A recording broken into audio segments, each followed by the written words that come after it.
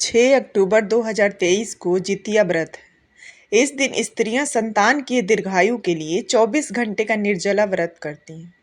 मान्यता है कि ये व्रत महाभारत काल से चला आ रहा है। कहते हैं कि इस व्रत के प्रभाव से अभिमन्यु के मृत शिशु दोबारा जीवित हो उठा था। इसे जीवित पुत्रिका व्रत भी कहते हैं।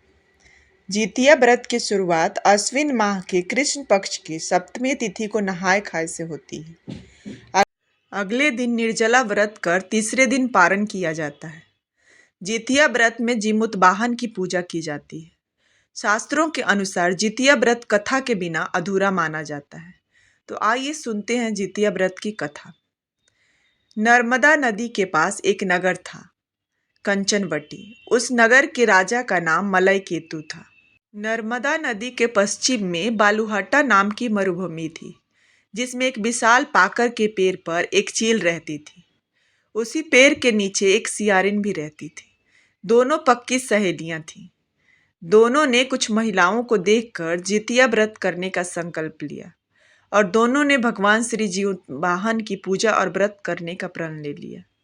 लेकिन जिस दिन दोनों को व्रत रखना था, उसी दिन शहर के एक बड़े व्यापारी की मृत्यु हो गई और उसका दाह संस्कार उसी मरुस्थल पर किया गया। सियारिन को अब भूख लगने लगी थी।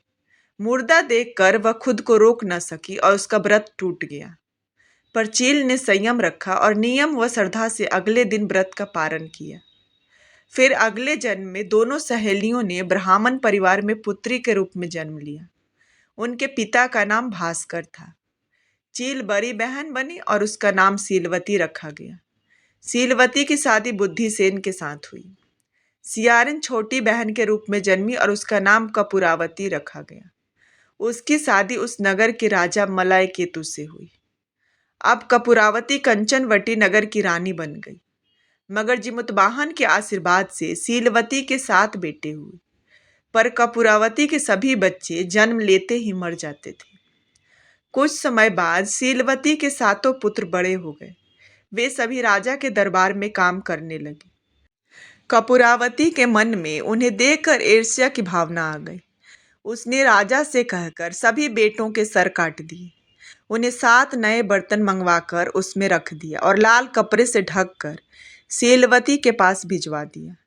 यह देखकर भगवान जीमूतवाहन ने मिट्टी से 7 भाइयों के सर बनाए और सभी के सर को जोड़कर उन पर अमृत छिड़क दिया।